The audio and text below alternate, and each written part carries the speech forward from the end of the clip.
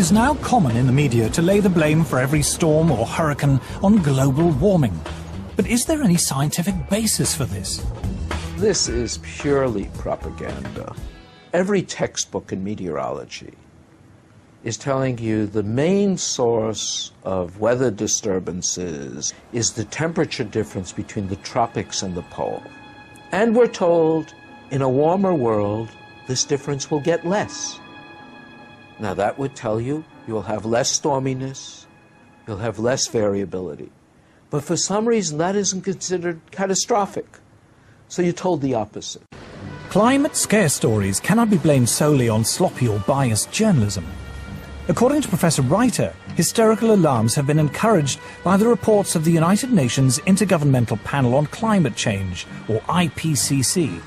On the spread of malaria, the IPCC warns us that mosquito species that transmit malaria do not usually survive where the mean winter temperature drops below 16 to 18 degrees Celsius. According to Professor Reiter, this is clearly untrue. I was horrified to read the second and the third assessment reports because there was so much misinformation without any kind of recourse, or virtually without mention of the scientific literature, the truly scientific literature, the literature by specialists in those fields. In a letter to the Wall Street Journal, Professor Frederick Seitz, former president of America's National Academy of Sciences, revealed that IPCC officials had censored the comments of scientists.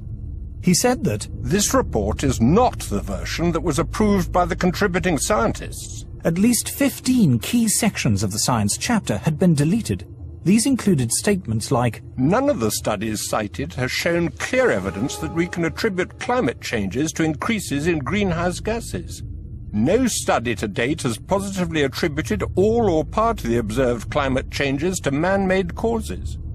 Professor Seitz concluded, I have never witnessed a more disturbing corruption of the peer review process than the events that led to this IPCC report.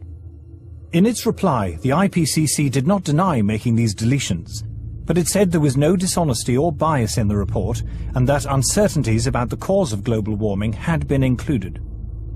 The changes had been made, it said, in response to comments from governments, individual scientists and non-governmental organizations. When I resigned from the IPCC, I thought that was the end of it.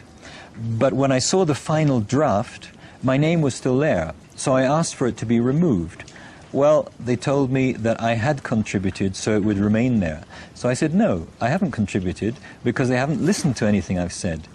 So in the end, it was quite a battle. But finally, I threatened legal action against them, and they removed my name. And I think this happens a great deal. Those people who are specialists but don't agree with the polemic and resign, and there have been a number that I know of, they are simply put on the author list and become part of this 2,500 of the world's top scientists. I've often heard it said that there is a consensus of thousands of scientists on the global warming issue and that humans are causing a catastrophic change to the climate system. Well, I am one scientist, and there are many that simply think that is not true.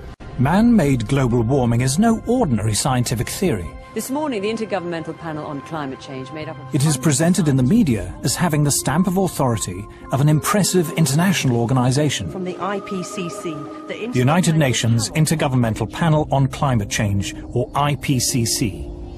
The IPCC, like any UN body, is political. The final conclusions are politically driven. This claim that the IPCC is the world's top 1,500 or 2,500 scientists.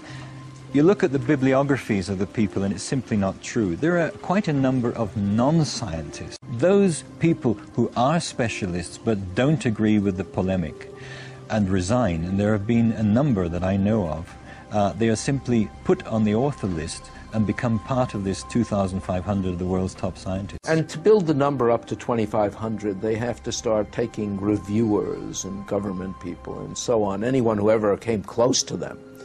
And none of them are asked to agree. Many of them disagree. People have decided you have to convince other people that since no scientist disagrees, you shouldn't disagree either.